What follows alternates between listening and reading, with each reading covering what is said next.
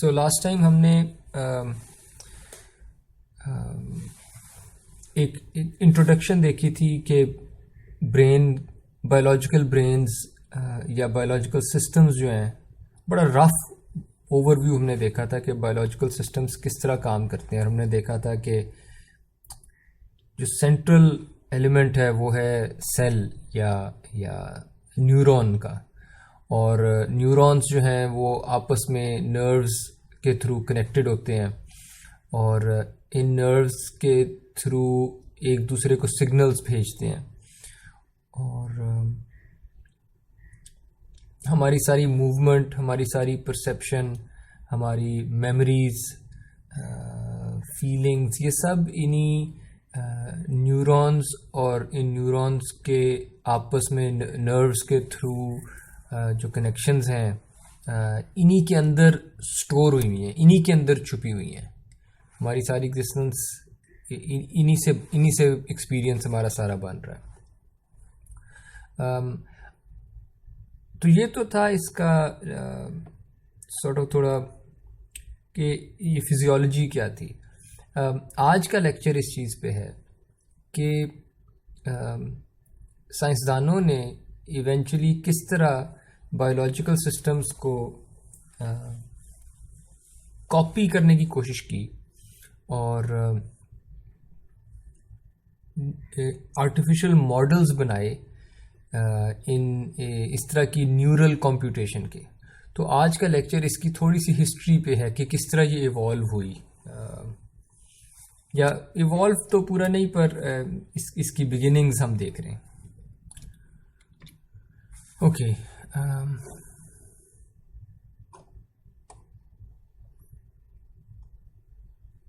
सो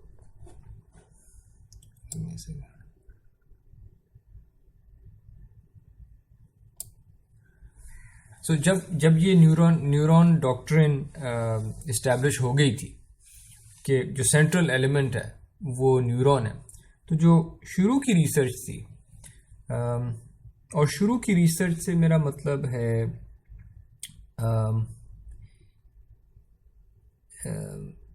1940s की research है, ये पाकिस्तान बनने से पहले। तो शुरू की रिसर्च जो है वो इस बायोलॉजिकल न्यूरॉन के फंक्शन को कॉपी करने की रिसर्च थी, और तो उन्होंने न्यूरॉन के मॉडल्स बनाए आर्टिफिशियल, और वो आर्टिफिशियल मॉडल्स जो थे वो एक्सट्रीमली सिंप्लीफाइड एब्स्ट्रैक्शंस थी असली न्यूरॉन की। हमने लास्ट लेक्चर में देखा था कि असली न्यूरॉन, इनफैक्ट लास्ट लेक्चर में जो बातें मैंने कवर की थी कि असली न्यूरॉन कैसे काम करता है, वो खुद बहुत ही सिंप्लीफाइड बातें थी। यानी हमें आज तक पूरी तरह से समझ नहीं है कि असली न्यूरॉन कैसे काम करता है। कुछ समझ है, उस कुछ समझ की भी एक्सट्रीमली सिंपल फॉर्म उन्होंने 1940 में, 1942, 1943 या इस टाइम में लोगों ने इंट्रोड्यूस की। और आज के दिन जितनी भी मशीन लर्निंग या न्यूरल नेटवर्क्स हैं, आज के दिन में जो डीप लर्निंग है वो उन्हीं सिंपल मॉडल्स पे चल रही है, उतने ही सिंपल, ठीक है। और मॉडल्स के बारे में जॉर्ज बॉक्स की स्टेटमेंट थी कि all models are wrong but some are useful, ठीक है। तो हमने इसकी यूटिलिटी देखनी है हमने किसी मॉडल की, कि वो हमारे काम आ रहा है या नहीं काम आ रहा।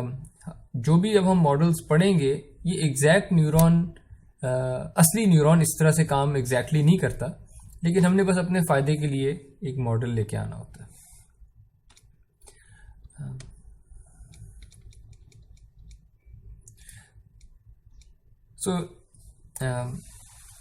जो सबसे पहला मॉडल था न्यूरॉन का, वो था मैककलक एंड पिट्स मॉडल। ये ऐसा मॉडल था कि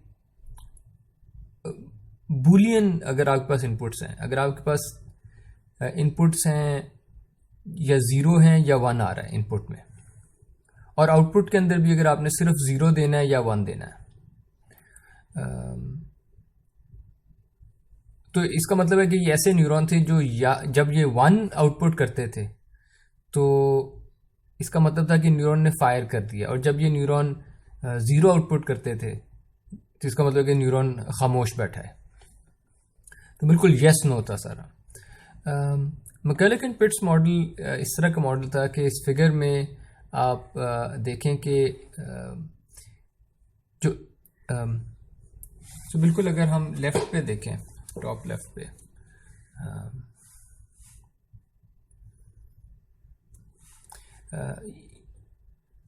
यहाँ पे ये जो ट्रायंगल है ये पूरा एक इसको न्यूरॉन समझ लें आप, और इस न्यूरॉन से जो भी वैल्यू निकल रही है उसको एक्स कह लें। तो एक्स या 0 होगा या 1 होगा, ठीक है।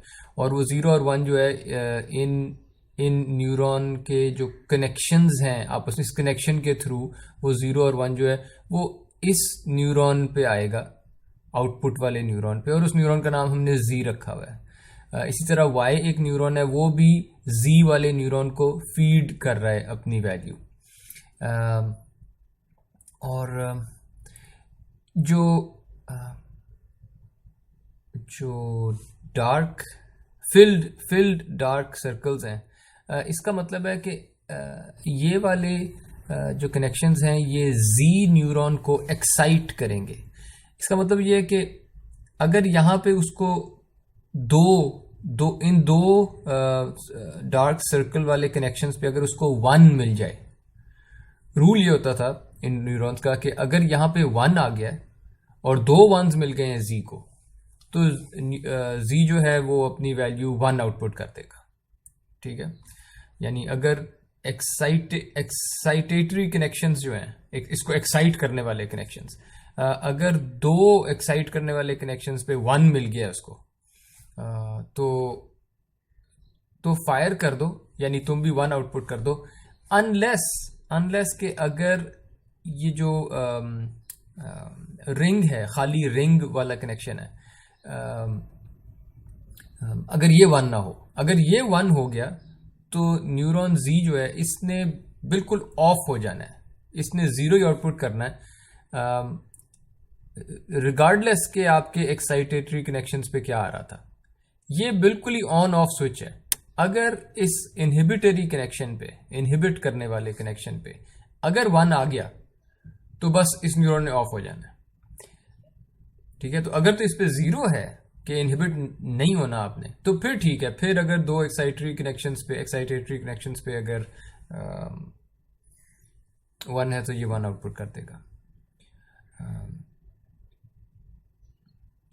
और ये जो भी मैंने डिस्क्रिप्शन दी है, इस तरह का जो न्यूरॉन है, यू गाइस कैन वेरीफाई कि जो न्यूरॉन Z है इसकी जो आउटपुट है वो ये वाला लॉजिक फंक्शन इंप्लीमेंट करता है कि Z की वैल्यू 1 होगी जब X की वैल्यू 1 होगी, और एंड Y की वैल्यू 0 होगी, ये तब फायर करेगा। तो ये इस किस्म का लॉजिक फंक्शन इंप्लीमेंट कर रहा है ये वाला न्यूरॉन। सिमिलरली ये जो सेकंड न्यूरॉन तो नहीं मैं कहूँगा, सेट ऑफ न्यूरॉन्स है, सेट ऑफ मैककुलक-पिट न्यूरॉन्स। सिमिलरली जो Z न्यूरॉन है, इस सेकंड वाली एग्जांपल में, इसमें अगेन मैं आप लोगों पे छोड़ देता हूँ, आप लोग वेरीफाई कर लें कि ये और गेट है, ठीक है, ये और गेट है, ठीक है, और ये वाला एंड गेट है, ठीक है। तो ये आप लोग वेरीफाई कर लीजिएगा, ठीक है। तो इससे हुआ ये कि इन्होंने जो प्रोपोजिशनल लॉजिक है, उस प्रोपोजिशनल लॉजिक से इन्होंने ये आर्टिफिशियल न्यूरॉन के मॉडल्स इन्होंने बनाए थे मैककुलक-पिट्स ने, और लेकिन इनमें कोई लर्निंग का मैकेनिज्म नहीं था। यानी these neurons were just fixed, इनका फिक्स्ड फंक्शन होता था। ये वाला न्यूरॉन जो है सेकंड वाला, ये अपनी सारी जिंदगी और का फंक्शन ही इंप्लीमेंट करता रहेगा। ये वाला न्यूरॉन थर्ड पे ये अपनी सारी जिंदगी एंड का फंक्शन ही इम्प्लीमेंट करता रहेगा। तो ये कभी चेंज नहीं करते थे अपने कनेक्शंस, कि ये न्यूरॉन अपनी अगर एनवायरनमेंट चेंज हो रही है तो ये न्यूरॉन अपना फंक्शन चेंज कर ले, ठीक है, अपना बिहेवियर चेंज कर ले। ये लर्निंग मैकेनिज्म इनमें कोई भी नहीं था, ठीक है। लेकिन ये बस बेसिक एब्स्ट्रैक्शंस थी कि बायोलॉजिकल न्यूरॉन्स के कम से कम इनके पास कोई मॉडल ज़रूर आ गए थे। कोई सवाल यहाँ तक आप लोगों का? अस्सलाम वालेकुम सर। वालेकुम सलाम। सर ये क्वेश्चन ये था कि ये डबल फील्ड और सिंगल फील्ड इसकी थोड़ी समझ नहीं आई। मतलब एक्स से जो हमारे पास एक्साइटरी निकल रहे हैं दो, और फिर नेक्स्ट एंड वाले में सिंगल है, इसको थोड़ा सा एक्सप्लेन कर दें। मतलब ये है कि आपने एंड और गेट इंप्लीमेंट किया है ना, तो एक्स की अगर सिर्फ बूलियन ही फंक्शंस हैं तो एक्स की क्या क्या वैल्यू हो सकती हैं? एक्स की वैल्यू 1 और 0 हो सकती है। ओके, लेट्स अस्यूम कि 1 है, ठीक है। तो वो 1 यहाँ पे ट्रैवल कर रहा होगा, ठीक है। अच्छा, y की वैल्यू कोई दे दे मुझे। 0। तो वो 0 यहाँ ट्रैवल कर रहा होगा। Okay fine. यहाँ पे एक ये ब्लैक वाला, ये इसको एक्साइट करने वाला कनेक्शन है, ये वाला ब्लैक, ये भी इसको एक्साइट करने वाला कनेक्शन है। इसके पास इस वक्त एक्साइट करने वाले कितने कनेक्शंस ऑन है? एक ऑन है। तो ये फायर करेगा जी? नहीं, क्योंकि दोनों होने चाहिए। क्योंकि दो होने चाहिए इसके पास फायर करने। बिल्कुल दो होने चाहिए। तो देयरफॉर 1 और 0 जब आता है तब ये 0 आंसर देगा। ठीक है, मतलब एक्साइट करने के लिए दो होने चाहिए, वो चाहे एक से ही दोनों मिल जाए या दोनों से अलग अलग करके मिल जाए, कहीं से भी, बस 2 एक्साइट होने वाले कनेक्शंस ऑन होने चाहिए, तब रूल इसका ये होता था। ठीक है। और इसलिए ये अब यहाँ पे ये जो अब डबल वाला काम हो रहा है, ये फिर से वो एग्जांपल लेता हूँ, क्योंकि x ने 1 आउटपुट किया था लेट्स से, और y ने 0 आउटपुट किया था। तो यहाँ वो 1 को रेप्लिकेट कर दिया उन्होंने कि जो भी x ने भेजा है उसके 2 कनेक्शंस हैं यहाँ पे और एक्साइट करने वाले। बिल्कुल ठीक है। तो ठीक है सर। तो अब चूंकि इधर 2 इसको 1s मिल गए होंगे ना, इसका काम सफिशिएंट हो गया, इट्स सफिशिएंट, इसको कनेक्शंस मिल गए फायर करने के लिए। तो y अगर 0 भी आ जाए, इसको 2 1s तो मिल गए ना, सो इट विल फायर जब x 1 है, इट विल फायर, या जब y 1 है, या दोनों जब 1 है तब भी फायर हो जाएगा। तो ये और गेट बन जाएगा। Is it any clear? Yes sir, clear हो गया। Okay great. Interesting historical note ये है कि मैककलक एंड पिट्स मॉडल में ये जो तस्वीर है इसमें लेफ्ट पे यू सी मैककलक,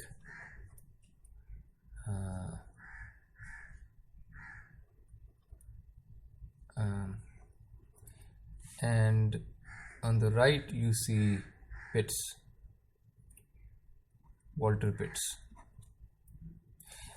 पिट्स जो है ये ऑटोडिडैक्ट था, विच मीन्स कि ये खुद सीखता था, इसने अपने आप को सिखाया, इसने जो भी सीखा खुद ही पढ़ के सीखा। ये बड़ी रफ अनएजुकेटेड फैमिली से था। इसके भाई तो इसको समझते थे कि ये अजीब सा बंदा है, इज़ अ फ्रीक। घर से ये भाग गया कोई 15 साल की उम्र में, और यूनिवर्सिटीज़ में फिरता था। घर इसका था कोई नहीं, यूनिवर्सिटीज़ में वॉन्डर अराउंड करता था। अब मैं वॉन्डर अराउंड तो कह रहा हूँ, लेकिन really he was so smart कि वहाँ के जो प्रोफेसर्स थे यूनिवर्सिटीज़ के, दे या वहाँ के लोग भी, they wanted to have him around. तो बस ये यूनिवर्सिटीज़ में फिरता था। 1943 में जब इसकी उम्र 20 साल थी, तब इसने ये पेपर लिखा था जिसके मैंने अभी आपको आर्टिफिशियल न्यूरॉन्स दिखाए थे। मैककलक एंड पिट्स मॉडल वाला जो पेपर है, ये उस वक्त ये फॉर्मली एजुकेटेड भी नहीं, ये बंदा 20 साल की इसकी उम्र है लड़के की, तब उसने ये पेपर लिखा था। और इसके बारे में ये भी इंटरेस्टिंग है कि कई साल ये काम करता रहा, फॉर्मल डिग्री तो इसका कोई मूड नहीं था, फॉर्मल टाइटल्स का इसका कोई इसको नहीं थी ग्रीड के, तो बस काम करने का इसको शौक था। तो इसने कई सालों की अपनी अनपब्लिश्ड रिसर्च जो है वो उसने जला दी जब इसका अपना एक पेपर, उस पेपर का नाम था what the frog's eye tells the frog's mind, के in a frog's eye what happens inside a frog's eye, और फिर वो ब्रेन तक क्या इंफॉर्मेशन फेंकती है। इसका पहले ये ख्याल था कि सारी की सारी जो प्रोसेसिंग है वो ब्रेन के अंदर होती है, बाकी ये जो सेंस आंखें हैं ये बस रॉ सिग्नल्स पीछे भेज रही हैं। तो इसकी कई साल की रिसर्च इस अजम्पशन पे बेस्ड थी। फिर इसका अपना पेपर था जिसने ये बताया कि नहीं, आंखों के अंदर भी कुछ हल्की फुल्की प्रोसेसिंग हो रही होती है, और सारे का सारा काम ब्रेन नहीं कर रहा होता। तो ये इसके पिछले सालों की रिसर्च के खिलाफ जाता था। तो इसने अपना पीएचडी का जो थीसिस है, डॉक्टरल डिसर्टेशन, वो काफ़ी मोटी थी, कई सालों की थी, इसने जला दी, और बाकी रिसर्च भी बहुत सारी जला दी, और उसके बाद इसने कोई बहुत ज़्यादा काम भी नहीं किया। और इसकी जो रिसर्च थी, यानी वो इवन अगर आप उसकी डिस्क्रिप्शन देखें, प्रोबेबिलिस्टिक 3D न्यूरल नेटवर्क्स, यानी आज भी इन पे कोई काम नहीं करता। ये उस ज़माने में इन चीज़ों पे काम कर रहा था, यानी दे वर रियली इंटरेस्टेड इन के रियल असली सिस्टम्स कैसे काम करते हैं। तो हम इस कोर्स में जितना पढ़ेंगे वो 2 डिमेंशनल न्यूरल नेटवर्क्स होंगे, और ये 3 डिमेंशनल न्यूरॉन्स किस तरह कनेक्ट होते हैं, क्योंकि असली ब्रेन तो 3D है, ठीक है। तो he was an interesting character. He died eight 46, very young.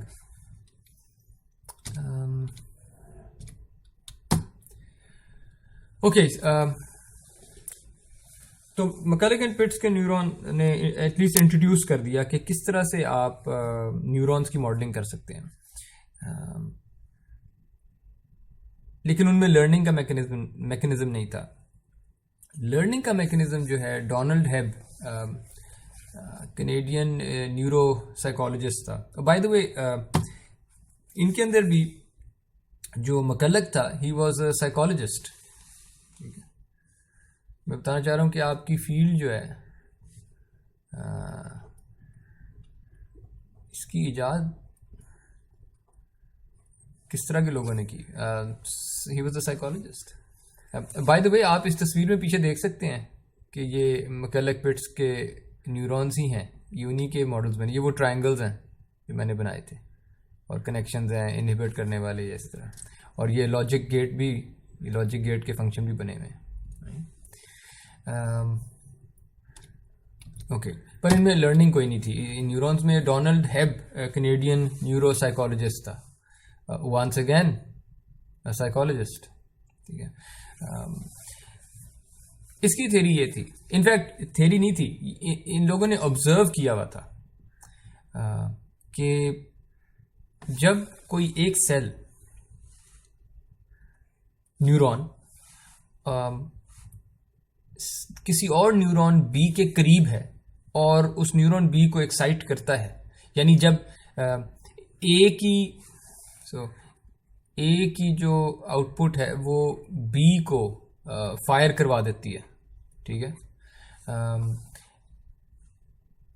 और अगर ये बार बार हो रहा है, रिपीटेडली, परसिस्टेंटली, कि ए से जब कोई बात निकली तो बी ने फायर कर दिया, जब ए फायर हुआ तो बी भी फायर हो गया, ए ने बी को फायर करवाया, जब ऐसे होता था तो फिजिकली वो देखते थे कि कुछ ना कुछ ग्रोथ होती थी या कुछ ना कुछ मेटाबॉलिक चेंज होता था, या तो किसी एक सेल में या दोनों सेल्स में। यानी फिजिकली ए और बी को का जो कनेक्शन है, ये कनेक्शन मॉडिफाई होता था, और इनफैक्ट एनहांस होता था, कि जब भी ए बी को फायर करवाता था तो इसकी एबिलिटी, ए के बी को फायर कराने की एबिलिटी और ज़्यादा बढ़ जाती थी, ठीक है, और ज़्यादा बढ़ जाती थी, ठीक है। और इसको अगर आप मैथमेटिकली मॉडल करना चाहें तो वो इस तरह है कि if there is a neuron X, तो मैं अब ए और बी की बजाय एक्स कह रहा हूँ, if there is a neuron X and that neuron triggers another neuron Y, यानी उसको फायर करने में हेल्प करता है, तो फिर जो एक्स और वाई न्यूरॉन्स के बीच में जो वेट है, let's call it weight X Y, W X Y, इस वेट को चेंज करने का एक तरीका बताया था। और वो तरीका ये है कि डब्ल्यू एक्स वाई को आप उसकी पुरानी वैल्यू लें, ओल्ड वैल्यू, और उसके अंदर eta is just a constant, ठीक है, एक कांस्टेंट वैल्यू है, स्केलर, और एक्स और वाई वो उनकी, एक्स की आउटपुट है, वाई न्यूरॉन वाई की आउटपुट है, तो उन दोनों की आउटपुट्स को मल्टीप्लाई करें, ईटा से मल्टीप्लाई कर दें और वेट के अंदर ऐड कर दें, ठीक है। यानी जितना भी यानी जितनी दफ़ा भी लेट्स से एक्स वन है, एक्स वन था और वाई भी वन था, तो ये दोनों वन हो गए, ठीक है। तो बेसिकली ये ईटा ऐड हो जाएगा। जब भी दोनों ने इकट्ठे फायर किया, एक्स और वाई ने, तो इसका जो कनेक्शन था न्यूरॉन एक्स से न्यूरॉन वाई का जो कनेक्शन था, इसका कोई वेट था, उस वेट में प्लस ईटा कर दें फॉर एग्जांपल, ठीक है। इसमें प्रॉब्लम ये थी कि ये अनबाउंडेड लर्निंग होगी कि हर बारी ईटा ऐड हो जा रहा है, ऐड हो जा रहा है, तो वेट बढ़ी जा रहा है, वेट बढ़ी जा रहा है, वेट बढ़ी जा रहा है, तो इसमें एक अनबाउंडेड लर्निंग की प्रॉब्लम थी।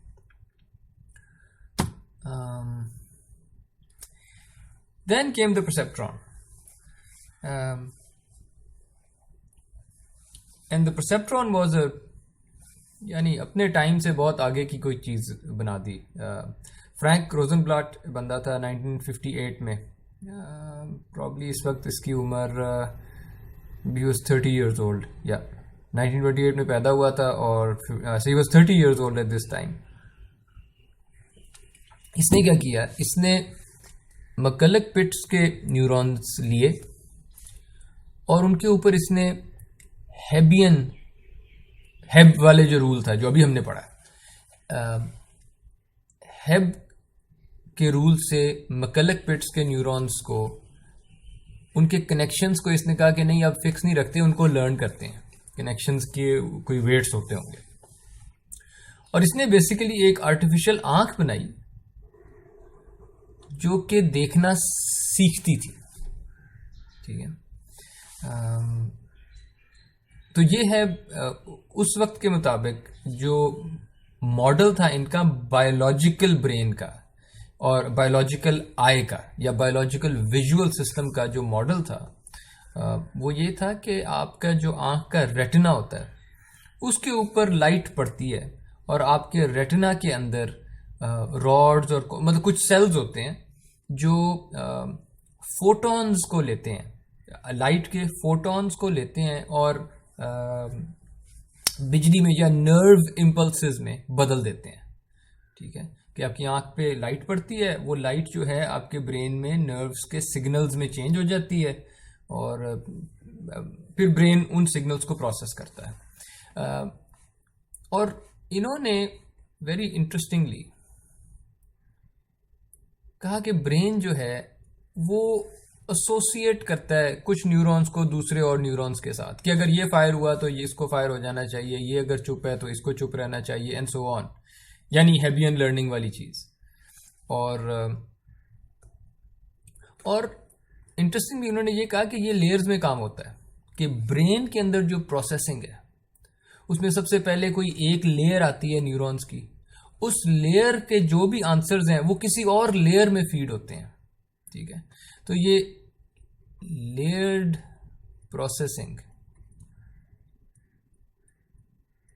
ये तो आप देखेंगे इस कोर्स में कि हम ऑलमोस्ट सारे जो मॉडल्स पढ़ेंगे वो इसी तरह लेयर्ड प्रोसेसिंग वाले हैं, और जिसको हम डीप लर्निंग कहते हैं वो भी ये लेयर्स की प्रोसेसिंग है। और ये शुरू के दिनों में बन चुके थे मॉडल्स, यानी इनफैक्ट बाद के दिनों में तो ये लेयर्स वाला काम कम हो गया कि कम लेयर्स पे काम कर लो। रोजनब्लाट का भी जो मॉडल था ये भी शायद 2 लेयर्स पे ही काम करता होगा, लेकिन इनके पास आइडिया ज़रूर था कि लेयर्स में प्रोसेसिंग होती है। इस आइडिया को सक्सेसफुली इम्प्लीमेंट होते कई डेकेड्स लग गए, लेकिन आइडिया इनके पास था कि दिमाग लेयर्स में प्रोसेसिंग करता है। और इस तरह लेयर्स में लेयर बाय लेयर प्रोसेसिंग होती रहती है, और एंड में ये कहते हैं कि एंड में फिर आपके पास एक आखिरी लेयर होती है जिसके अंदर ये न्यूरॉन्स होते हैं, और इनका काम है फिर ये 0-1 वाली फायरिंग करते थे कि कुछ न्यूरॉन ऑन हो जाएंगे, कुछ न्यूरॉन ऑफ हो जाएंगे, और अगर चंद न्यूरॉन्स ऑन हो गए हैं, ये दिमाग का वो बायोलॉजिकल मॉडल की एब्स्ट्रैक्शन है कि अगर दिमाग के अंदर फलां न्यूरॉन्स ऑन हो गए हैं तो फिर आप अपनी जो है लेट्स से लेफ्ट बाजू रेज कर देंगे, अगर फलां न्यूरॉन्स ऑन हो गए हैं तो लेफ्ट बाजू नीचे कर दें, एंड सो ऑन, कि इस तरह दिमाग अपना काम कर रहा होता होगा। तो ये था बायोलॉजिकल मॉडल। रोजनब्लाट ने क्या किया कि इसने इसका आर्टिफिशियल मॉडल बनाया, लेकिन ये फिजिकल था, यानी इसने फिजिकली सेंसर्स लिए जो लाइट को बिजली में कन्वर्ट करते थे। ठीक है, आपका कैमरा यही करता है, आपके फ़ोन में जो कैमरा है वो लाइट को बिजली में कन्वर्ट करता है। आपका जो सोलर सेल होता है वो भी तो लाइट को बिजली में कन्वर्ट करता है। इसने छोटे छोटे सेंसर्स लगाए बहुत सारे जो लाइट को बिजली में कन्वर्ट करते थे। वो बिजली जो है पीछे फिर से कुछ और न्यूरॉन्स के साथ कनेक्ट होती थी, और वो न्यूरॉन्स जो हैं वो बिल्कुल इलेक्ट्रॉनिक डिवाइसेस थी, वो छोटी छोटी। खैर आजकल के हिसाब से तो काफ़ी बड़ी थी वो। इलेक्ट्रॉनिक डिवाइसेस थी जो बस बिजली के कनेक्शंस आपस में कनेक्टेड थी। ठीक है, और इनको वो एसोसिएशन यूनिट्स कहता था। इनकी भी हेबियन लर्निंग होती थी, और एंड पे फिर वो रिस्पॉन्स यूनिट्स कहते थे। तो इसके ए यूनिट्स होते थे, ए यूनिट्स, और इसके आर यूनिट्स होते थे। आर था वो फाइनल रिस्पॉन्स, के सिस्टम ने फाइनल क्या रिस्पॉन्ड करना है। तो ये क्या करता था कि अपने सिस्टम के आगे पहले वो लेट्स से उसने इंग्लिश के लेटर एक्स और इंग्लिश के letter I don't know Q में डिफ्रेंशिएट करना है। ठीक है, तो वो बहुत सारी इमेजेस दिखाता था अपने सिस्टम को कि ये चीज़ जो है ये एक्स है, तो एक एग्जांपल, एक्स की दूसरी एग्जांपल, एक्स की तीसरी, चौथी, पांचवी, छठी, कई एग्जांपल्स दिखाता था। और रिस्पॉन्स यूनिट्स पे कहता था कि फॉर एग्जांपल अगर तो एक्स है तो ये वाला फर्स्ट वाला ये 1 होना चाहिए, और अगर क्यू दिखाता था जब बहुत सारे, जब क्यू दिखाता था तो कहता था नहीं वो वाला 0 होना चाहिए, ये वाला 1 होना चाहिए। तो रिस्पॉन्स यूनिट को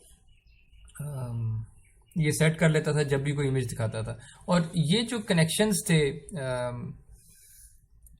एसोसिएशंस जो थी न्यूरॉन्स की आपस में या रिस्पॉन्स यूनिट्स के, इनके यानी जो कनेक्शंस के वेट्स थे, इनको ये लर्न करता था हेबियन लर्निंग के थ्रू। और ये बड़ी सक्सेसफुल डेमोन्स्ट्रेशंस हुई थी इसकी कि वाकई एक फिजिकल आंख बन गई है। देखा जाए तो ये एग्जैक्टली आंख ही बन गई है कि अगर आपने बता दिया है, अगर एक मशीन बता रही है कि आपने मेरे सामने जो चीज़ रखी है वो एक्स है, और अब आपने जो मेरे सामने चीज़ रखी है वो क्यू है, तो इंसान भी तो यही करता है, बता देता है कि उसके सामने क्या है। तो इसकी बहुत ज़्यादा हाइप थी उस टाइम पे, बहुत ही ज़्यादा हाइप कि आंख बना ली गई है, और आपको चंद सालों में अब चलते फिरते सोचते रोबोट्स अब आपको मिल जाएंगे, जो कि आज तक नहीं हो सका।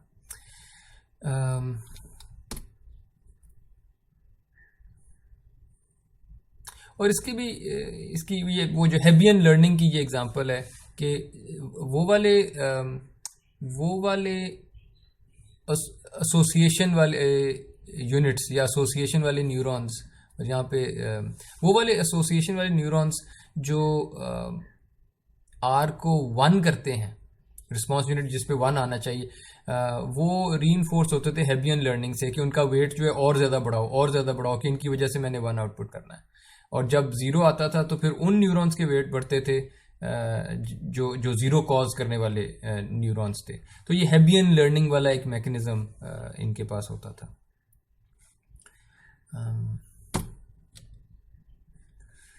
यहाँ तक कोई सवाल जी?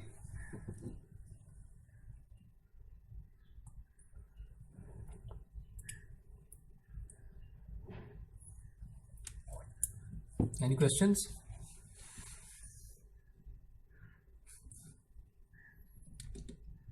चलें मैं फिर आगे चलता हूँ। सो परसेप्ट्रॉन जो था ना, असल में ये परसेप्ट्रॉन इस पूरे सिस्टम को कहते थे कि जिसमें उसने वो सेंसर्स पहले बनाए, सेंसर्स के एसोसिएशन यूनिट्स बनाए, और फिर एंड पे ये रिस्पॉन्स करने वाले न्यूरॉन्स बनाए कि इन्होंने फाइनल वो 0-1 आंसर देना होता था आर यूनिट्स ने। लेकिन इन सब्सिक्वेंट ईयर्स जो ज़्यादा मशहूर हुई बात वो ये थी कि सिर्फ ये जो रिस्पॉन्स यूनिट्स थे ना, आखिरी वाली लेयर के जो न्यूरॉन्स थे जिन्होंने एंड में बताना था 0 या 1, ये ज़्यादा पॉपुलराइज हो गए एज परसेप्ट्रॉन्स। हालांकि परसेप्ट्रॉन असल में ये पूरे सिस्टम को परसेप्ट्रॉन कहते थे, यानी एक ऐसा न्यूरॉन जो परसेप्शन, जिससे आप परसेप्शन कर सकते हैं। देखना एक परसेप्शन है ना, तो इसलिए वो ये बस प्ले था ऑन वर्ड्स, ये परसेप्शन करने वाले न्यूरॉन। तो ये पूरा सिस्टम परसेप्ट्रॉन था, लेकिन एंड पे सिर्फ ये आखिरी जो न्यूरॉन्स हैं इनको परसेप्ट्रॉन्स के नाम से पॉपुलैरिटी मिली। और तो परसेप्ट्रॉन का जो मॉडल है ना, अगर हम उनको purely as a mathematical function देखें तो वो ये करता है कि लेट्स से आपके पास ये, जब मैं ये सर्कल बनाता हूं ये वाला, दैट्स माय परसेप्ट्रॉन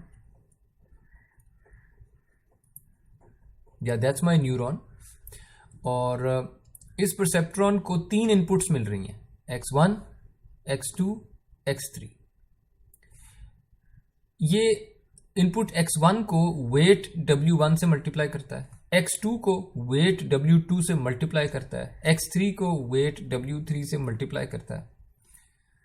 3 नंबर्स आ जाते हैं मल्टीप्लाई होने के बाद, उन 3 नंबर्स को सम कर देता है। ठीक है, 3 नंबर्स को सम कर देता है, और सम करने के बाद एक और चीज भी उसमें ऐड कर देता है, एक और वैल्यू है b, वो भी ऐड कर देता है। लेकिन ये जो b ऐड किया है, इस b वैल्यू का इनपुट से कोई ताल्लुक नहीं है।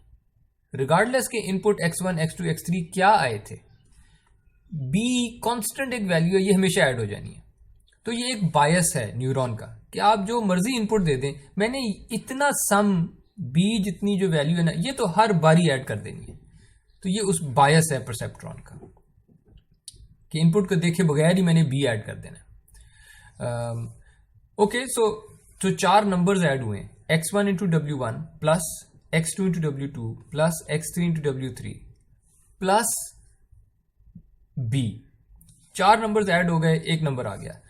इस नंबर को इवेंचुअली एक स्टेप फंक्शन में से गुजारते थे। ठीक है, स्टेप फंक्शन इस तरह कि अगर आपकी वैल्यू 0 या 0 से बड़ी हो गई है, इस सम की वैल्यू अगर 0 या 0 से बड़ी हो गई है तो आपका आंसर 1 होगा आउटपुट, और अगर सम की वैल्यू 0 से छोटी है तो फिर आपका आंसर 0 होगा। यानी the neuron will fire if this sum is greater than और equal to 0। Otherwise if the sum is less than 0, the neuron will not fire, it will stay silent. ठीक है, तो ये बहुत ही सिंप्लीफाइड मॉडल है बायोलॉजिकल न्यूरॉन्स का। एक आर्टिफिशियल मॉडल है, बहुत ही सिंप्लीफाइड। असली न्यूरॉन्स इस तरह से बिल्कुल काम नहीं करते, लेकिन एक एब्स्ट्रैक्शन है कि अच्छा रफली स्पीकिंग इस तरह से काम हो रहा होगा। और आज तक न्यूरॉन्स ऐसे हैं। तो ये तो 1958 में इसने ये किया था, आज तक न्यूरॉन्स ऐसे ही हैं। बहुत कम डिफरेंस है आर्टिफिशियल न्यूरॉन में जो तब था और जो अब है। ये ज़रा मैं और फॉर्मली लिख दिया है परसेप्ट्रॉन को कि x1 मल्टीप्लाई होगा w1 से, x2 मल्टीप्लाई होगा w2 से, और 3 इनपुट्स नहीं है, लेट्स से n इनपुट्स हैं, राइट। और तो हर इनपुट जो है वो एक अपने कॉरस्पॉन्डिंग वेट से मल्टीप्लाई होगी। और इसी तरह जो बायस आपने वैल्यू ऐड करनी थी वो भी आप बायस को भी, जिस तरह ये वेट्स है ना, ये b भी एक वेट है, ठीक है। और लेकिन इस वेट पे जो इनपुट आ रही है वो हमेशा 1 होगी, ऑलवेज फिक्स्ड। बाकी जो वेट्स थे उन पे तो इनपुट तो x1 x2 x3 कुछ चेंज होके आ सकती थी, लेकिन जो बायस वाला कनेक्शन है इस पे जो इनपुट आ रही है वो आप हमेशा 1 पे फिक्स करते हैं, ठीक है। और फिर इन सारे प्रोडक्ट्स को ऐड कर दें और उसके बाद स्टेप फंक्शन में से गुजार दें, तो जो आउटपुट निकलेगी वो इस सेट में से आएगी कि आउटपुट या 0 होगी या फिर वो 1 होगी, न्यूरॉन फायर किया या नहीं किया।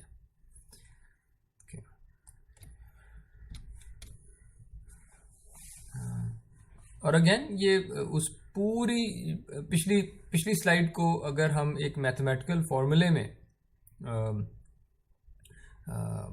समराइज कर लें, तो अगर आपके पास एक परसेप्ट्रॉन है जिसमें n इनपुट्स हैं,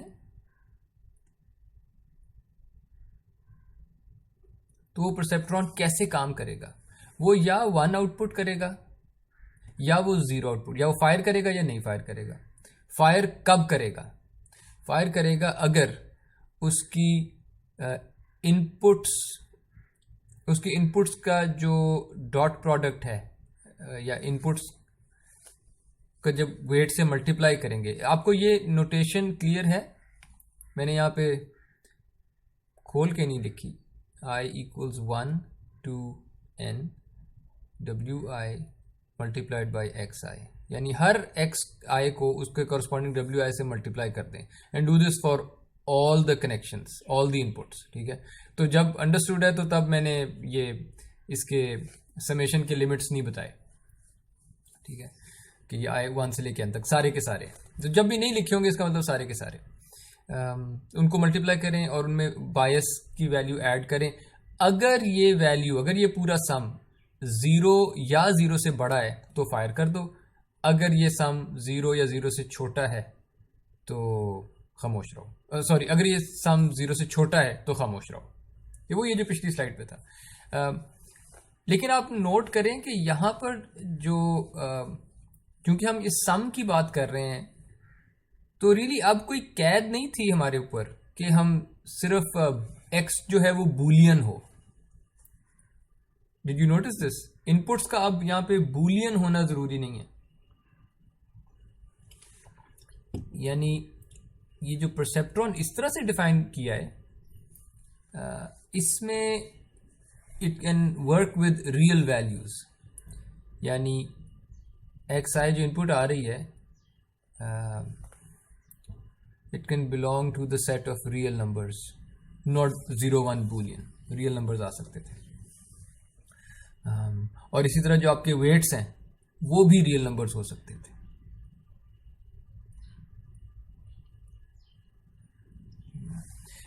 लेकिन जो बूलियन नंबर्स हैं वो 0 और 1 है, तो बूलियन नंबर्स रियल नंबर का तो सबसेट ही होते हैं ना। 0 और 1 भी तो रियल सेट के अंदर ही लाई करते हैं। इसका मतलब है कि चले मैं जब ज्यादा जनरल चीजें मॉडल कर सकता हूं तो बूलियन लॉजिक भी मॉडल हो जाएगी, ठीक है। So they can also model Boolean logic. और यहां पे नोट करें कि मेरे पास यहां पे एक परसेप्ट्रॉन है जिसमें मैंने इनपुट x1 को अब चूंकि मैं बूलियन लॉजिक इंप्लीमेंट कर रहा हूं यहां पे, इसका मतलब है कि x1 और x2 जो यहाँ पे मैं लिखता हूँ, अगर ये 2 हैं तो मेरे पास ये दोनों 0 हो सकते हैं, एक 1 हो सकता है या दोनों 1 हो सकते हैं, ठीक है। और लेट्स से जो मेरा न्यूरॉन है इसको x3 कह देते हैं, इसकी आउटपुट। इस वाले कॉन्फ़िगरेशन में कि हमने वेट्स ऐसे, जो रेड में है ये वेट्स हैं, ठीक है। इसमें हमने वेट्स ऐसे सेट किए हैं कि x1 की जो भी वैल्यू है उसको 1 से मल्टीप्लाई कर दो, x2 की जो भी वैल्यू है उसको भी 1 से मल्टीप्लाई करते हैं, और बायस पे जो इनपुट आ रही होती है वो हमेशा 1 होती है, और बायस की अपनी वैल्यू क्या है, -2। इसमें मैं आप लोगों पे छोड़ देता हूं कि आप वेरीफाई करें कि इस X3 न्यूरॉन की जो आउटपुट निकलेगी इस केस में वो एग्जैक्टली एंड गेट बनता होगा कि जब ये दोनों 1 होंगे ना, x1 और x2 जब दोनों 1 होंगे सिर्फ तब ये 1 होगा, वरना ये 0 होगा। इसी तरह आप लोग वेरीफाई कर लीजिएगा कि ये जो दूसरी कॉन्फ़िगरेशन है इसके अंदर ये और गेट प्रोड्यूस करेगा कि अगर कोई एक भी 1 हो गया इसने फायर कर देना है। और ये वाला जो गेट है ये नॉट गेट है। नॉट गेट तो सिंगल इनपुट का होता है, यूनिरी होता है। तो ये x1 की जो भी वैल्यू है ना उसको इन्वर्ट कर, x1 अगर 1 है तो ये 0 आउटपुट कर देगा, x1 अगर 0 है तो ये 1 आउटपुट कर देगा। तो ये तो लेकिन मैंने एंड और नॉट बनाए हैं, और एंड और जो है ये 2 इनपुट्स के लिए बनाए हैं बाइनरी। लेकिन अगेन मैं आप लोगों में छोड़ देता हूँ कि एंड गेट को आप बना सकते हैं using, you can make an and get for more than 2 inputs. n inputs के लिए भी आप एंड गेट बना सकते हैं और गेट बना सकते हैं। तो ये आप लोग खुद एक्सपेरिमेंट इससे कर लीजिएगा। और इम्पॉर्टेंट चीज़ ये है कि अगर आपके पास एंड और नॉट गेट हैं, ये 3 बेसिक गेट्स हैं, इनको बेसिस भी कहते हैं, ये लॉजिक गेट्स के बेसिस हैं, क्योंकि इन 3 के कॉम्बिनेशन से, कीवर्ड बीइंग कॉम्बिनेशंस, एंड और नॉट के कॉम्बिनेशन से आप कोई भी लॉजिक फंक्शन बना सकते हैं। कोई भी लॉजिकल स्टेटमेंट जितनी मर्जी कॉम्प्लिकेटेड हो वो एंड और नॉट के कॉम्बिनेशन से बन जाएगी। उस कॉम्बिनेशन में भले आपको हजारों गेट डालने पड़े, पर कोई भी लॉजिक फंक्शन जितना मर्जी कॉम्प्लिकेटेड हो वो इन 3 के कॉम्बिनेशन से बन जाता है, ठीक है। इसका मतलब है कि जो परसेप्ट्रॉन आपने बनाया हुआ है ये परसेप्ट्रॉन भी किसी भी लॉजिकल फंक्शन को कॉपी कर सकता है जितना मर्जी कॉम्प्लिकेटेड हो।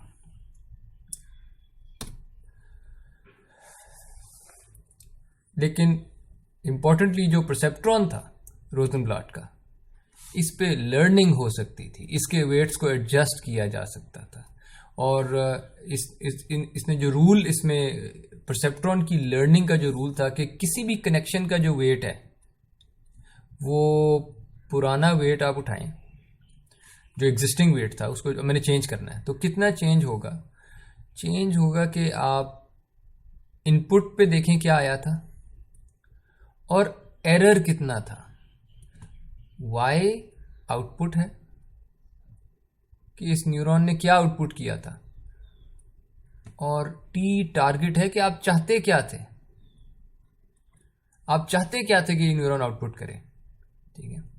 तो ये output minus desired value, output minus target value, इसको हम एरर कहेंगे, ठीक है। तो जो वेट का जो चेंज है वो था, अगेन ये तो कांस्टेंट एक मल्टीप्लाई, कांस्टेंट मल्टीपल है ईटा। तो परसेप्ट्रॉन का जो लर्निंग रूल था वो था कि error into input, error into input. और ये आप नोट कीजिएगा इस कोर्स में हमें बार बार नजर आएगा ये एरर इनटू इनपुट। और ये क्या चीज़ है? Change in W, delta W के लिए कि डब्ल्यू में कितना चेंज करना है, ये अक्सर इस तरह की टर्म आएगी इस कोर्स में, ठीक है। तो अगेन ये अभी भी इस तरह का काम हो रहा है, और 958 में भी वो इसी तरह का काम कर रहे थे, ओके।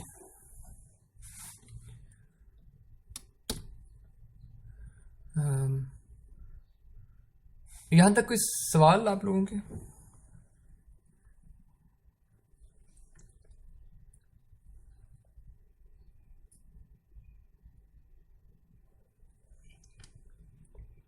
नो सर, समझ आ रही है। ओके, अब एक हल्का सा डिटोर ले लेते हैं। लीनियर क्लासिफायर क्या चीज़ होती है? ये अभी हम वापस परसेप्ट्रॉन पे आएंगे, ठीक है, पर हम हल्का सा डिटोर एक ले लें। आपके पास एक फंक्शन है y ऑफ x। x जो है एक वेक्टर है, तो मैंने x को इसलिए बोल्ड में लिखा हुआ है। जब भी बोल्ड में लिखूंगा ना, इसका मतलब है कि ये कोई वेक्टर है, एक स्केलर नंबर नहीं है, इसमें x1 x2 x3 कोई वैल्यूज होंगी, ठीक है। तो लेट्स से कोई n डिमेंशंस का एक वेक्टर है, और उस पूरे वेक्टर को मैं अपने फंक्शन में इनपुट करता हूं और एक वैल्यू निकल आती है y। ये y आप नोट करें, मैं लोअर केस में लिखा हुआ। इसका मतलब है कि जो आउटपुट निकल रही है ये एक स्केलर है, ठीक है। ये कन्वेंशन अब आप जो है ना, ये पूरे कोर्स में be careful with conventions and notation, ठीक है। तो ये वेक्टर है, ये लोअर केस है, तो आउटपुट जो है ये स्केलर है, ओके। और ये फंक्शन इस तरह से कंप्यूट हो रहा है कि मैं हर एक्स आई को किसी डब्ल्यू आई से मल्टीप्लाई करता हूँ और सम कर लेता हूँ, ठीक है। और सम करने के बाद एक वैल्यू W0 ऐड कर देता हूँ, W0, ठीक है। Isn't this very much like आपका जो परसेप्ट्रॉन कर रहा था? Can anyone tell me?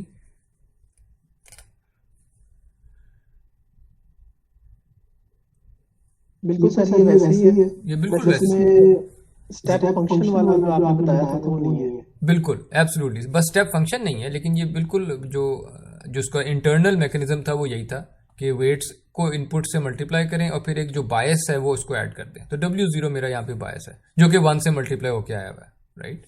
बिल्कुल वही काम है। अच्छा, इसको आप ऐसे भी लिख सकते हैं वेक्टर नोटेशन में। वेक्टर नोटेशन जरा सिंप्लीफाई कर देती है चीजें, कम लिखना पड़ता है, नोटेशन क्लियर हो जाती है। And you should get used to this vector notation course में। W transpose X, well what is W transpose X? यहां पे देख लेते हैं। जब मेरे पास कोई वेक्टर W है, ओके, पहले वेक्टर थोड़ा सा देख लेते हैं। वेक्टर, जब भी मैं वेक्टर कहूंगा ना, इट मीन्स ये कॉलम का वेक्टर है, यानी समथिंग जो भी इसका साइज है बाय 1, रोज इतनी होंगी और कॉलम इसका 1 होगा, यानी हर वेक्टर कॉलम वेक्टर के तौर पे लिखा जाएगा, ठीक है। तो और अगर मैंने इसको अगर मैंने उसको 1 बाय समथिंग करके प्लेस करना है चीजों को, तो मुझे उसको W ट्रांसपोज कहना पड़ेगा, यानी अपनी असल में हर वेक्टर कॉलम वेक्टर होगा। अगर आपने इस तरह से यूज करना है 1 बाय n करके, तो उसको W ट्रांसपोज लिखना पड़ेगा।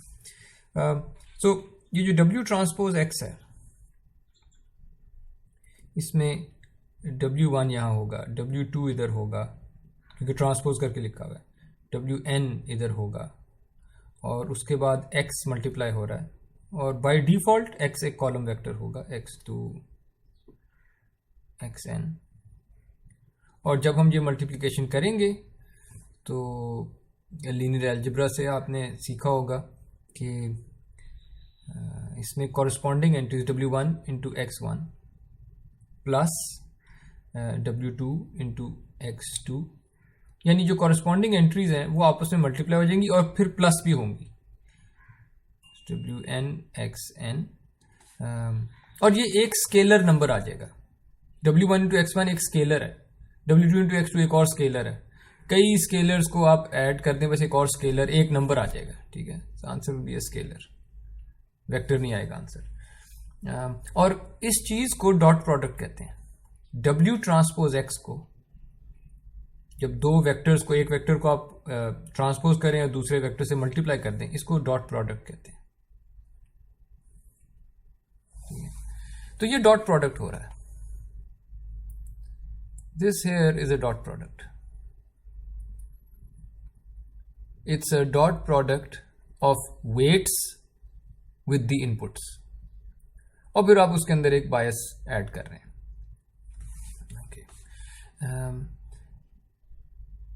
ओके, इसका मतलब आपके पास y ऑफ x आ गया है। ये जो y ऑफ x है ये एक स्केलर नंबर आ गया है। हो सकता है 0 से बड़ा हो सकता है 0 से छोटा हो, ठीक है। अब आप इसको थ्रेशोल्ड कर दें, यानी चेक कर लें कि, यानी स्टेप फंक्शन लगा दें इसके ऊपर, और 0 से कंपेयर करना है आपने, ठीक है। कि अगर y of x greater than 0 है तो आप कहेंगे जी मैंने 1 आउटपुट करना है, और अगर y of x less than 0 है तो आप कहते हैं मैंने 0 आउटपुट करना है। रियली जब आप ये स्टेप फंक्शन लगाते हैं ना इस तरह का, या जब भी थ्रेशोल्ड करते हैं आप y ऑफ x को, तो असल में होता यह है कि आपके पास असल में एक बाउंड्री आ जाती है। यानी आपकी लेट्स से x जो था वो 2 डायमेंशनल स्पेस से आया था, ठीक है। यानी x जो था वेक्टर, वो उसके अंदर 2 नंबर से x1 x2 ऐसे ऐसे था।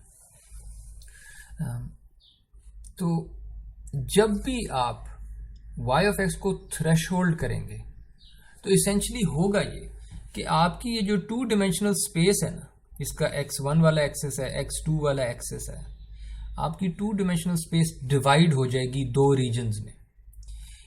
एक रीजन वो होगा, इसके अंदर सारे वो वाले पॉइंट्स होंगे 2D पॉइंट्स x के, जिन पे अगर आप ये फंक्शन कंप्यूट करें y ऑफ x तो वो वैल्यूज ग्रेटर देन 0 आती होंगी। और दूसरा एक रीजन ऐसे होगा जिसको आप रीजन 2 कह लें, इसमें सारे वो वाले x पॉइंट्स होंगे 2 डायमेंशनल कि जिसपे y ऑफ x आप कंप्यूट करें तो वैल्यू लेस देन 0 आती है।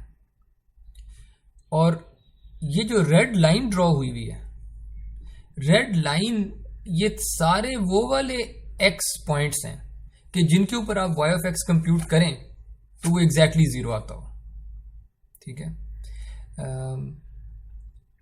और ये एक लाइन आती होगी, ये y of x equal 0 will always be a line, चाहे आप 2 डायमेंशंस में थे, चाहे आप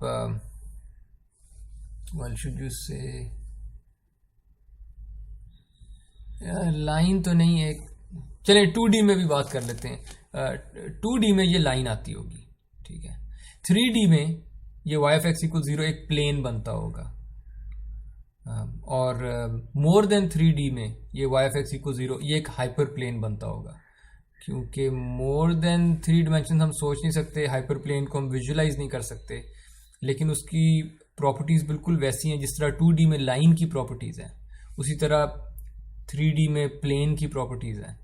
और या लाइन की जो जनरलाइजेशन है हायर डायमेंशंस में, 3D में वो प्लेन बनेगा, 4D में उसको हम हाइपर प्लेन कह देंगे, हम विजुलाइज नहीं कर सकते।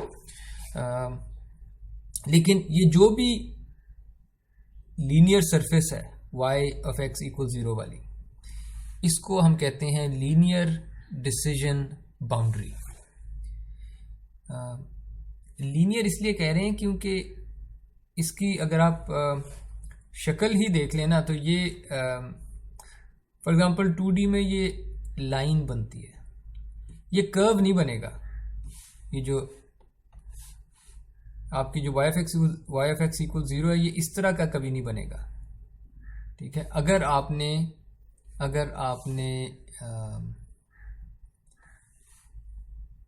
इस तरह का फंक्शन यूज किया हुआ, ये फंक्शन लीनियर था असल में, ठीक है। This was a linear function W transpose, ये डॉट प्रोडक्ट आप करते हैं W ट्रांसपोज x, इसमें x की किसी भी वैल्यू के साथ आप कभी स्क्वायर कर रहे हैं W ट्रांसपोज x में। Can anyone answer this? जब आप इस तरह डॉट प्रोडक्ट करते हैं W ट्रांसपोज x, तो x1 जो है वो अपनी पावर 1 के साथ ही आता है, पावर 2 के साथ तो नहीं आ रहा, क्यूब होके तो नहीं आ रहा, राइट। हर एक्स आई जो है वो बस टू द पावर 1 आ रहा है। इस तरह का फंक्शन इस लीनियर इन माई इनपुट्स, ठीक है। फॉर एग्जाम्पल लाइन की इक्वेशन क्या होती है, y equals m x plus c. इसमें x की पावर 1 किया हुआ है ना मैंने, तो जब भी आपकी इनपुट की पावर 1 होगी इट्स अ लीनियर फंक्शन, क्योंकि लाइन की इक्वेशन ये है, इसलिए इसको लाइन कहते हैं, इसलिए इसको लीनियर फंक्शन कहते हैं, क्योंकि इससे लाइन बनती है। इस इक्वेशन से आप कर्व्स नहीं बना सकते, इस इक्वेशन से आप लाइंस बना सकते हैं। जौन सी भी लाइन बनानी है, ये वाली बना लें, ये वाली बना लें, कोई ये वाली बना लें, लाइंस बन सकती हैं, कर्व्स नहीं बन सकते। इसका मतलब ये जो पूरा मॉडल है ये लीनियर बाउंड्रीज तो बना सकता है, कर्व्ड बाउंड्रीज नहीं बना सकता ये, ठीक है। और जो भी लीनियर डिसीजन बाउंड्रीज होती हैं वो कहती हैं कि फंक्शन की वैल्यू जब ग्रेटर देन 0 है तो एक रीजन कह दो, जब फंक्शन की वैल्यू लेस देन 0 है तो दूसरा रीजन कह दो, और जब फंक्शन की वैल्यू एग्जैक्टली 0 है तो तब आप उस डिसीजन बाउंड्री के ऊपर खड़े। यहाँ पे कोई सवाल जी?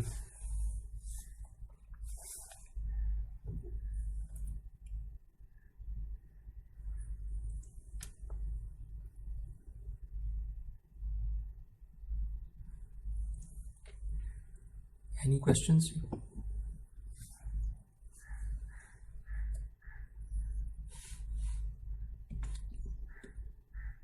सर फिर जिस तरह इसे हमने डिस्कस किया है, इट मींस कि फिर ये दो तरह की आउटपुट के लिए होगा, मतलब हम सिर्फ दो तरह की कैटेगराइज कर रहे हैं 0 1 के फॉर्म में। मतलब ये जो लीनियर क्लासिफायर होगा जी, हमारा आउटपुट 0 और 1 के लिए चलेगा बस। बिल्कुल, 0 और 1 के लिए, या आप कह लें दो क्लासेस के लिए, राइट। तो बिल्कुल ठीक है, ये दो के लिए चलेगा। लेकिन इसमें एक बात नोट करें कि इसमें रीजन्स तो दो हैं, लेकिन इसमें एक्स के साइज पे हमने कोई कैद नहीं लगाई। यानी ये 2 डिमेंशनल इनपुट्स पे भी चलेगा, ये 1 डिमेंशनल इनपुट पे भी चलेगा, ये 3 डिमेंशनल इनपुट्स पे भी चलेगा, ये 100 डिमेंशनल इनपुट्स पे भी चलेगा, ये मिलियन डिमेंशनल इनपुट्स पे भी चलेगा। ये बात आप अग्री करते हैं इससे कि ये सेम लीनियर डिसीजन बाउंड्री वाला काम आपके एक्स का क्या साइज है, जो मर्जी साइज हो एक्स का, एक्स चाहे n डिमेंशन का वेक्टर हो, एक्स ने जब जैसे ही इसका डॉट प्रोडक्ट होना है w के साथ, w का भी उतना ही साइज होगा, तो ये एक स्केलर नंबर आ जाएगा जो, और फिर उसमें w0 ऐड कर देंगे, तो अब या ग्रेटर देन, यानी जितना मर्जी n का साइज है, x का साइज है, आपके पास फाइनल आंसर या ग्रेटर देन 0 आएगा या लेस देन 0 आ जाएगा। तो हर डिमेंशंस की जो स्पेस है उसको ये दो रीजन्स में डिवाइड कर देगा। ठीक है, ये बात क्लियर है आप लोगों को?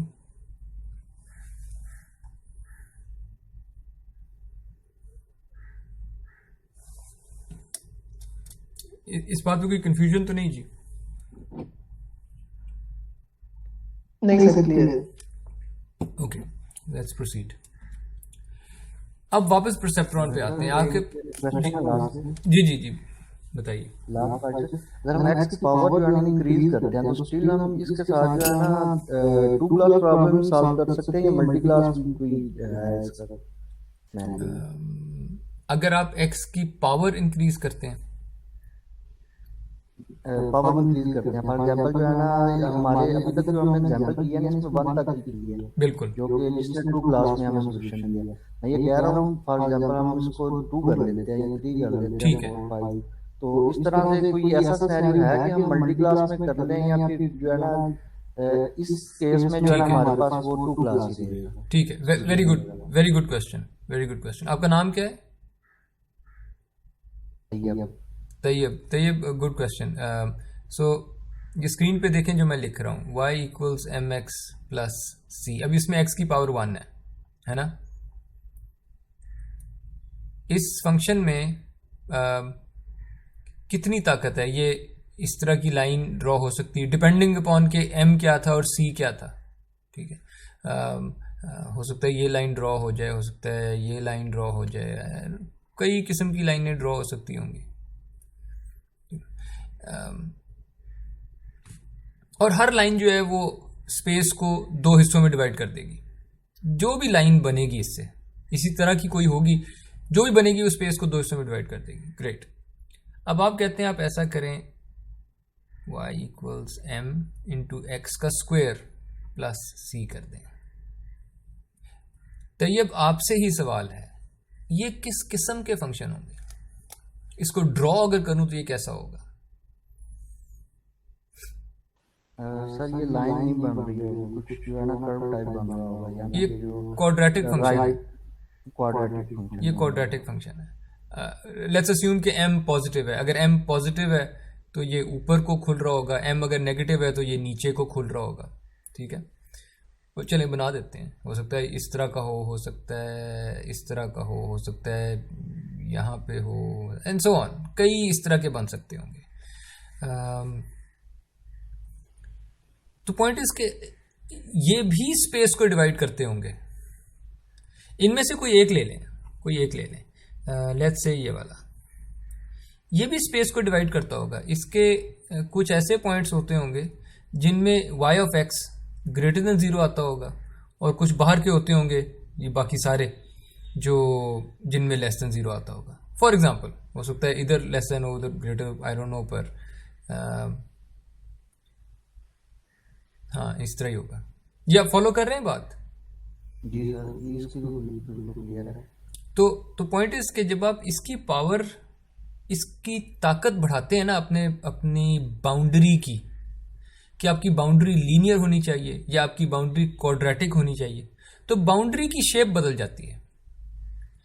लेकिन चूंकि आप किसी एक स्केलर वैल्यू को ही थ्रेशोल्ड कर रहे हैं, एक y ही था जिसको थ्रेशोल्ड कर रहे हैं, तो इसका मतलब है थ्रेशोल्ड करने के बाद आपके पास स्पेस जो है वो डिवाइड हो जाएगी। कुछ ऐसे पॉइंट्स जो थ्रेशोल्ड पास कर गए और कुछ ऐसे पॉइंट्स जो थ्रेशोल्ड फेल कर गए, तो फिर से दो हिस्सों में डिवाइड होगी स्पेस। लेकिन वो दो हिस्सों को डिवाइड करने वाली जो बाउंड्री है अब वो लीनियर नहीं रही, वो नॉन लीनियर हो गई। कर्व्स में अब आप आ गए। Is it any clear? Sir clear हो गया। मतलब जो है ना इससे हम जो है ना 2 क्लास की जो है ना जो कॉम्प्लेक्सिटी इंक्रीज हुई है उसको सॉल्व कर रहे हो पावर बढ़ा। जी बिल्कुल, जी बिल्कुल। इस हरकत से मल्टी क्लास में नहीं चले जाते। मल्टी क्लास के लिए कुछ और करना पड़ेगा। ओके। तो ये जो परसेप्ट्रॉन है आपके पास, इट्स नो सरप्राइज कि आपका परसेप्ट्रॉन एक लीनियर क्लासिफायर था, क्योंकि परसेप्ट्रॉन के अंदर हो क्या रहा था, W transpose X plus B, और फिर उसको आप स्टेप फंक्शन में से गुजार देते थे, थ्रेशोल्ड करते थे, ठीक है। तो जैसे ही थ्रेशोल्ड करते थे तो आपकी स्पेस डिवाइड हो जाती थी उन पॉइंट्स में जहां पे ग्रेटर देन 0 है और उन पॉइंट्स में जहां लेस देन 0 है, ठीक है। तो एक परसेप्ट्रॉन जो हमने डिफाइन किया था पिछली स्लाइड्स पे, it's just a simple linear classifier. और जब आप एक लाइन बनाते हैं y equals mx plus c, can anyone tell me quickly कि इसमें m क्या है और c क्या है? स्लोप और कांस्टेंट कांस्टेंट तो है, इंटरसेप्ट इसको कहते हैं अक्सर। और सो ये डिटरमिन करता है कि आपके लाइन का रेट ऑफ चेंज क्या है, स्लोप ग्रेडियंट। हाँ, W डिटरमिन करता है कि लाइन कितनी स्टीप है। और लेट्स से अगर ये वाली लाइन है तो जो y एक्सिस को जहाँ पे कट करती है वो इसका इंटरसेप्ट है c, और इसका जो स्लोप है वो W डिटरमिन करता है, स्लोप डिटरमिन्ड बाय W।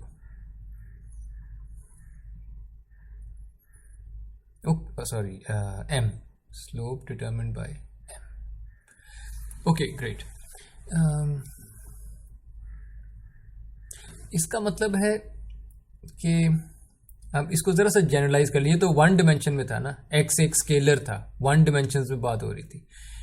अगर मैं एन डिमेंशंस में बात करूं, जब मेरे पास एक्स एक वेक्टर है, ठीक है, तो this is something similar to m x plus c, ठीक है। पर मेरे पास डिमेंशन ज्यादा हैं, हर डिमेंशन में एक एम है, यानी W1 into x1 plus W2 into x2 plus W3 into x3, और इंटरसेप्ट वाला जो रोल है वो ये बायस प्ले कर रहा है, ठीक है, C वाला रोल, ठीक है। और इसका मतलब है कि ये जो W's थे यहाँ पे, W's की जितनी वैल्यूज थी, W1 W2 सो ऑन, और ये बायस की वैल्यू ये डिटरमिन कर रही है कि वो लाइन कौन सी थी जिसको अब डिसीजन बाउंड्री हम कह रहे थे पिछली स्लाइड पे, रेड लाइन। तो जो भी ये वेट्स हैं WI और जो भी ये वेट्स हैं B, इन्हीं से तो डिटरमिन होना है कि वो कौन सी लाइन है, ठीक है। और वो लाइन डिवाइड कर रही होगी इनपुट स्पेस को दो रीजन्स में। वापस उस पे आते हैं, लॉजिक गेट्स पे। लेट्स से आपके पास दो इनपुट्स हैं, 0 0 या 0 1 हो सकती है, और बूलियन है, ठीक है, सॉरी, और 1 0 एंड 1 1, और आपने आउटपुट करना है, और आप ये चाहते हैं कि जब मेरे पास 0 और 0 हो, दोनों इनपुट्स अगर 0 हैं, तो मैं चाहता हूं, ये ब्लैक डॉट कहता है कि आप ऑफ रहें, आपका आंसर भी 0, ब्लैक मीन्स 0, वाइट मीन्स 1, ठीक है। तो 0 0 पे मुझे आंसर चाहिए 0, 0 1 पे मुझे आंसर चाहिए, ब्लैक डॉट मीन्स 0 चाहिए, 1 0 पे, सॉरी 1 0 पे मुझे आंसर चाहिए, ब्लैक डॉट यानी 0, 1 1 पे मुझे आंसर चाहिए 1, क्योंकि वाइट डॉट है, वाइट सर्कल। ये कौन सा गेट है, ये अभी मैंने बनाया है,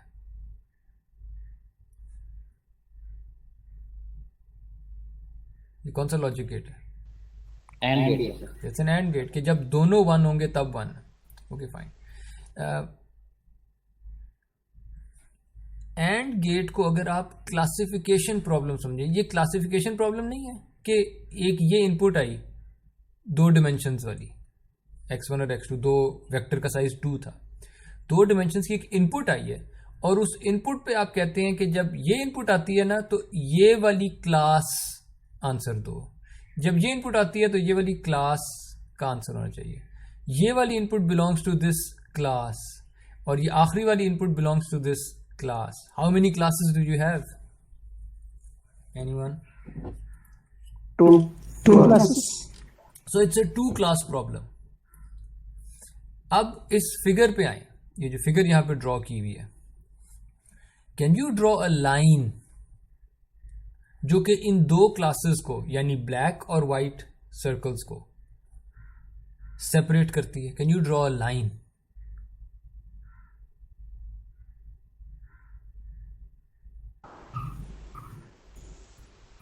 यस सर, हो सकती है। कौन सी line? Sir, how can I draw? मुझे गाइड करें। सर, ये जो 0 1 से ऊपर और 1 0 से 0 1 से ऊपर और 1 0 के भी ऊपर से गुजरने वाली लाइन, यानी इस तरह की लाइन। Yes sir. ग्रेट। ये लाइन इस टू डिमेंशनल स्पेस को दो हिस्सों में डिवाइड कर रही है। एक हिस्सा वो है कि वहां पे सिर्फ ब्लैक डॉट्स होंगे, और दूसरा हिस्सा वो है वहां पे व्हाइट डॉट है, ठीक है। तो ये इस तरह का लीनियर डिसीजन बाउंड्री से ये हो जाएंगे। सो एंड फंक्शन जो है, एंड गेट जो है, इसकी जो डिसीजन बाउंड्री है वो लीनियर एक लाइन से हो जाएगा। और में देखें, रिमेंबर ये कौन सा पॉइंट था? ये 0 0 था, ये 0 1 था, ये 1 1 था, और ये 1 0 था, ठीक है। और गेट जो है उसके क्या आंसर्स होते हैं?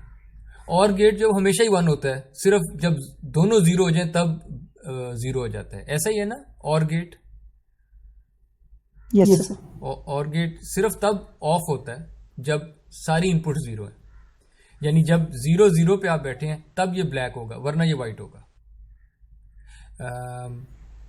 तो इस तरह के आप डिसीजन बाउंड्री कोई ला सकते हैं कि एक लाइन जो इनको डिवाइड करती हो।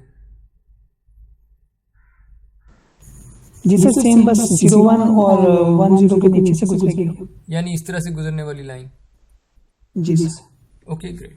इसका मतलब है एंड गेट भी आपने बना दिया, और गेट भी आप एक लीनियर डिसीजन बाउंड्री से बना सकते हैं। और बाय द वे परसेप्ट्रॉन जो है, हमने अभी देखा था, परसेप्ट्रॉन तो एक लीनियर क्लासिफायर ही है। परसेप्ट्रॉन से जो डिसीजन बाउंड्री बनती है वो लीनियर होती है। इसका मतलब ये है कि परसेप्ट्रॉन से आप एंड गेट बना सकते हैं, और इसका मतलब है कि आप परसेप्ट्रॉन से और गेट बना सकते हैं। सही?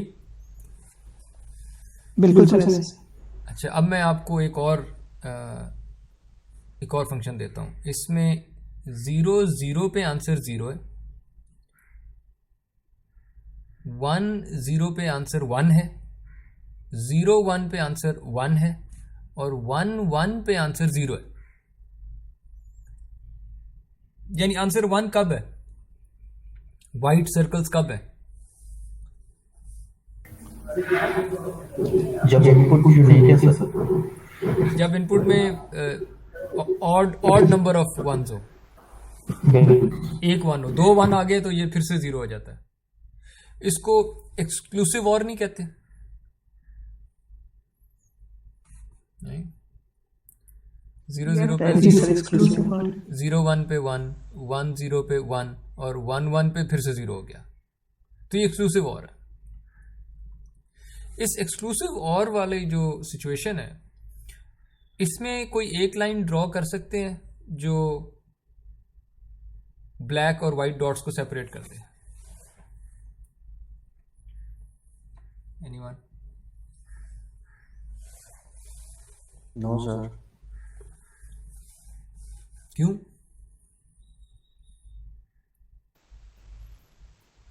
क्योंकि सर अगर ड्रॉ करेंगे तो इंटरसेप्ट करेंगी लाइंस।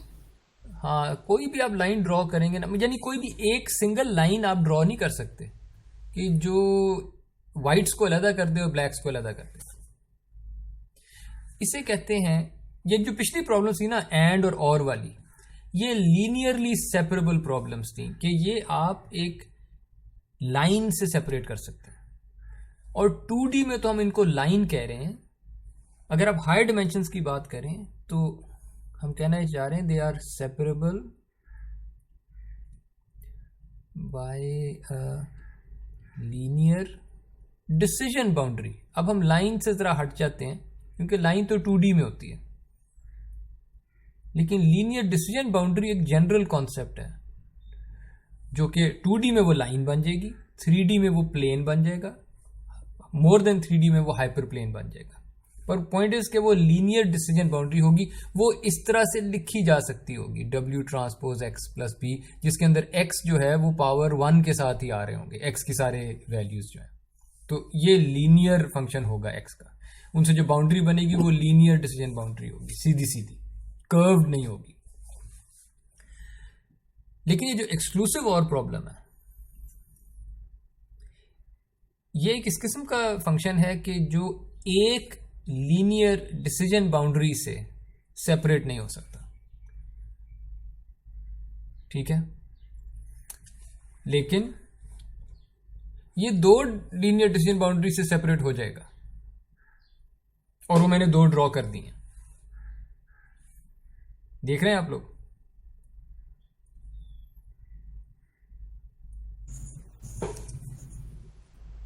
जी सर, लेकिन ये रीजन तो 3 नहीं बन जाएंगे इसका? रीजन आप बताएं, क्या 3 बने हैं कि 2? सर बनते तो 2 हैं, लेकिन हमने डिवाइड 3 में कर दिया। पर मैं सिर्फ इस वाले को कह रहा हूं रीजन 1, और इसके अलावा को कहता हूँ रीजन 2। जी ऑलराइट तो उस सेंस में तो 2 बन गए। जी जी जी बिल्कुल। Okay great. और नोट करें कि हमने ये एक्सक्लूसिव और किस तरह से बनाया है। ये कौन सी लाइन है? ये वाली लाइन कौन सी है?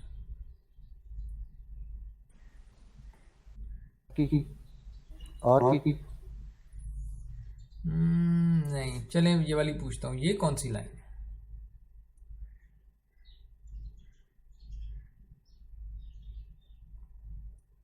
ये वाली कौन सी लाइन है? ऊपर वाली जो है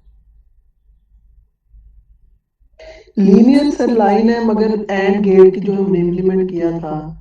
ओ बाय द वे, जो सॉरी, जिन्होंने पहले आंसर किया था कि ये और वाली लाइन है, वो आप सही कह रहे थे, आई एम सॉरी। तो और को सेपरेट करने वाली डिसीजन बाउंड्री ये थी सेकंड एग्जांपल में, और यहाँ पे ये वही वाली लाइन है और को सेपरेट करने वाली। Okay fine. अब आप इसके बारे में कुछ कह रहे थे, ऊपर वाली लाइन के बारे में बताइए।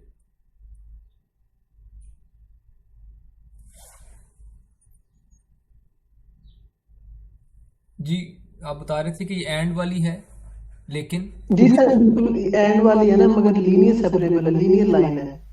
तो लाइन तो होती लीनियर है, और एंड वाली भी लाइन ही थी, वो भी लीनियर ही थी। ये सर नैंड गेट ही बन जाएगी कि अगर हम एंड को इन्वर्स कर दें, नॉट गेट आगे लगा दें। जी एग्जैक्टली। एंड को अगर, क्योंकि एंड वाली जो लाइन थी ना, ये वाली शुरू वाले एग्जांपल में, एंड वाली लाइन इस लाइन से ऊपर वाले रीजन को 1 कहती थी और नीचे वाले रीजन को 0 कहती थी। ऐसा ही है जी सर, कि ये 1 वाला रीजन था, ऑन वाला, और ये ऑफ वाला रीजन था। इधर ये जो हमने लाइन ड्रॉ की है आखिरी वाली में, ये कहती है कि अब मेरे से ऊपर वाले को आपने रीजन 0 कहना है, मेरे से नीचे वाले को आप 1 कह दें। तो ये नैंड वाली आप कह दें, नॉट ऑफ एंड। और ये जो है, ये तो वही और वाली है, क्योंकि और में भी उसने अपने से ऊपर वाले को कहा था कि इस पे वाइट सर्कल्स हैं, 1 है, और मेरे से नीचे वाले जो हैं ये 0 हैं।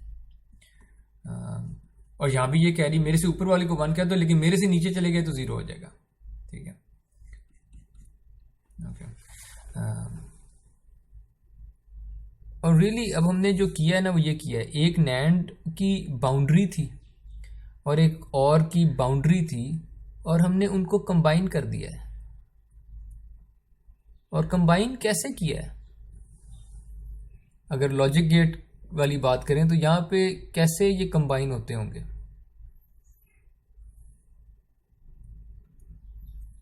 इनके ऊपर एक और एंड लगा दिया, इनकी आउटपुट्स पे एक एंड लग गया कि अगर इस लाइन के मुताबिक भी 1 है और इस लाइन के मुताबिक भी 1 है तो ठीक है, फिर 1 कह दो, वरना 0 कह दो। It's an and gate. इन दोनों के ऊपर एक एंड गेट लगा हुआ है। ठीक है। और बिल्कुल जिस तरह से हमने कहा है कि 2 लाइंस की कॉम्बिनेशन से, 2 लाइंस की या 2 लीनियर डिसीजन बाउंड्रीज की कॉम्बिनेशन से हम एक्सक्लूसिव और को सेपरेट कर सकते हैं। एग्जैक्टली उसी तरह हम कह सकते हैं कि देयरफॉर चूंकि हर लीनियर डिसीजन बाउंड्री एक परसेप्ट्रॉन से आ सकती है। परसेप्ट्रॉन 1 अगर इसको मॉडल कर दे, परसेप्ट्रॉन 2 अगर इसको मॉडल कर दे, तो 2 परसेप्ट्रॉन्स को एंड करने से, 2 परसेप्ट्रॉन्स को एंड करने से आप एक्सक्लूसिव और बना देंगे। और ये स्लाइड बिल्कुल वही चीज बता रही है। ये इसकी डिटेल्स जो हैं, एक्चुअल वर्किंग्स, वो मैं आप पे छोड़ देता हूं कि वाकई एक्सक्लूसिव और बनाती हैं। आपने सिर्फ ये करना है, आपने x को लेना है, y को लेना है, 0 0 सेट कर दें, 0 1 सेट कर दें, 1 0 सेट कर दें, 1 1 सेट कर दें, और देखें कि फिर आउटपुट क्या आती है, कि 0 0 पे क्या आती है, इन चारों पे क्या आती है। और आई एम टेलिंग यू कि वो एक्सक्लूसिव और ही आ जाएगी, जो आउटपुट निकलेगी वो एक्सक्लूसिव और वाला लॉजिक गेट बनता होगा।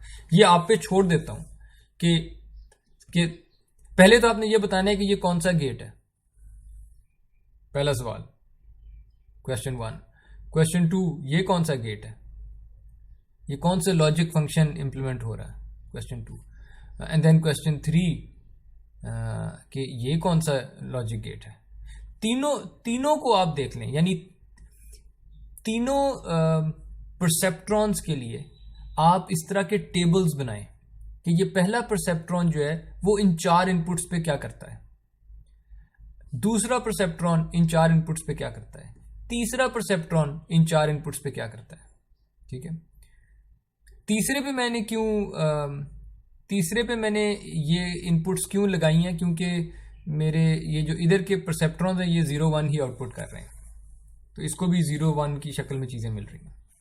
ठीक है, तो ये तो मैं आपके लिए होमवर्क छोड़ रहा हूं कि ये जो 3 परसेप्ट्रॉन्स का मैंने नेटवर्क बना दिया है।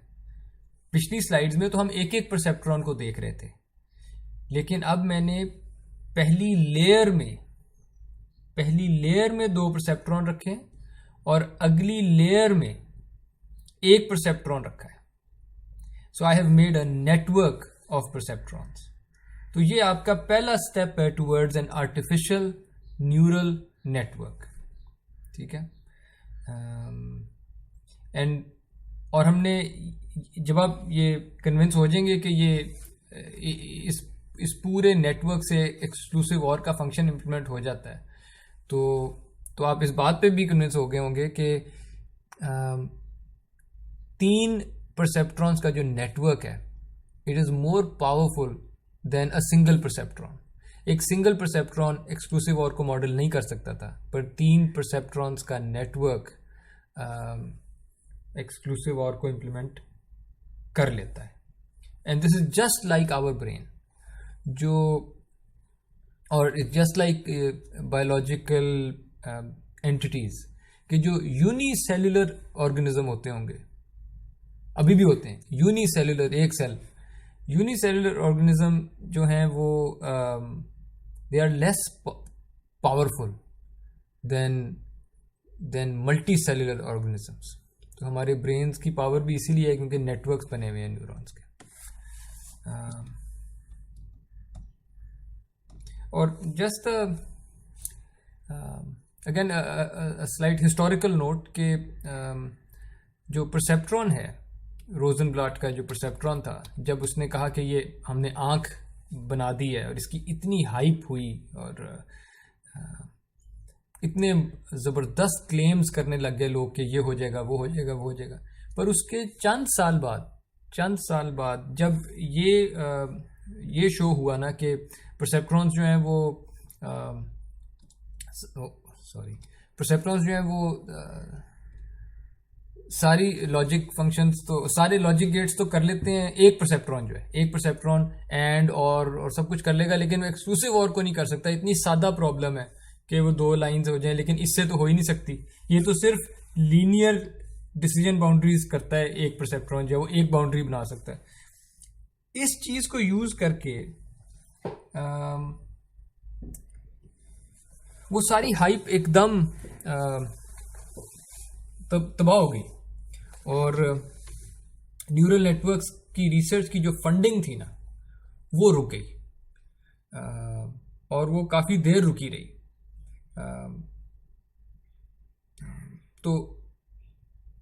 तो बड़ी देर लगी ये परसेप्ट्रॉन को वापस अपना कम बैक करने में। फिर 80s में कहीं जाके इन्होंने कम बैक किया।